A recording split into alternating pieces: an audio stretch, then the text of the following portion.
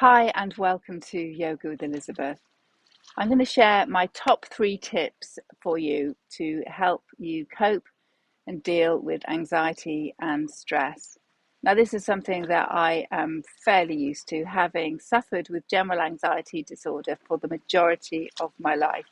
Obviously, it's been to varying degrees. Sometimes it has been so crippling, I couldn't even leave the house. Other times, it's just kind of like a mild hum in the background. And because I've suffered with it for so long, it's something that I'm almost used to.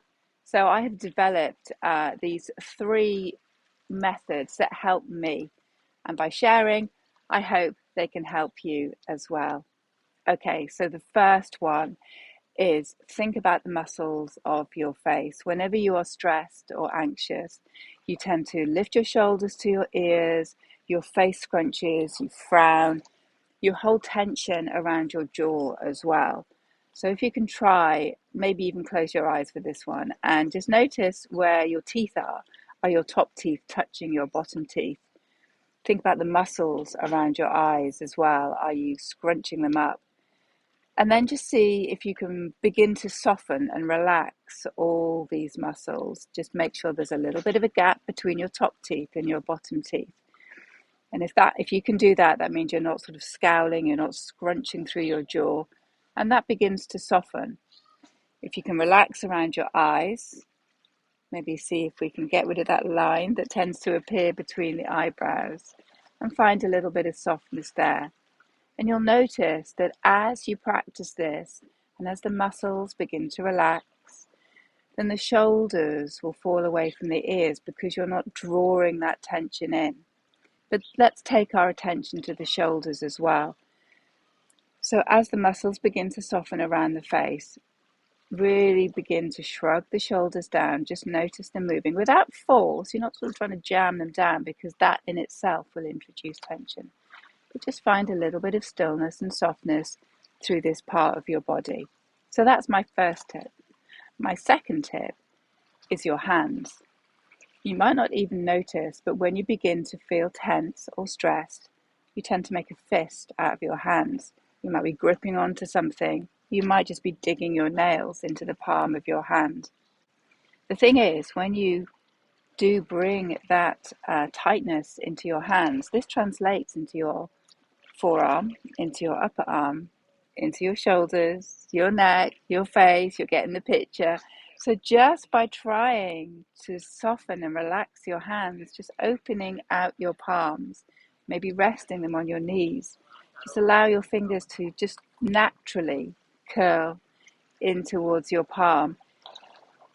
If you find this position, it is extremely difficult to then bring tension into your arms. Give it a go. See if you can switch on the muscles of your forearms, your upper arms, and try and lift your shoulders up to your ears. It's a lot harder to do when your hands are relaxed. So we start with the muscles around the eyes and the jaw, and then we take it into the hands and we find a little bit of stillness there. Now, I'm not promising this is going to work. It's not a magic pill, but these steps over time with practice can help. So we have the relaxed face, we have the relaxed hands, and the final thing is the breath. When we breathe, when we are anxious, the breath is going to be short. It's going to be in the chest. We want to try and deepen and lengthen the breath, but without force. I think if you suffer with anxiety, the worst thing people can say is just relax, take a deep breath. Trying to take a deep breath when you're in a very stressful situation is extremely hard, if not impossible. So I'm not going to ask you to do this. Instead, in a comfortable position, you can sit down, you can lie down, whatever. I just want you to think about your breathing. So as you draw it in through your nose without force, just notice how deep the breath is. And when you breathe it out, again, just notice the length of the exhale. And what I would like you to practice is when you breathe in, rather than keeping your breath here in the chest, which is quite shallow, you're not using all of your lungs, just see if you can send your breath a little bit further down to your belly. So when you breathe in, you're aware of your belly pushing out. Not far, it's not a big movement, But your breath as you breathe in, your belly pushes out, and as you exhale, as you let that breath out, your belly returns back. Belly button returns back towards the spine. Maybe even the shoulders drop. Just do it a couple of times. Don't force it. Finding the breath, I think, is one of the hardest things to do in yoga. Staying with your breath, allowing that breath to flow smoothly. I think it's, in my opinion, I think it's probably easier to learn to stand on your head than it is to breathe properly. But the breath is the most important thing.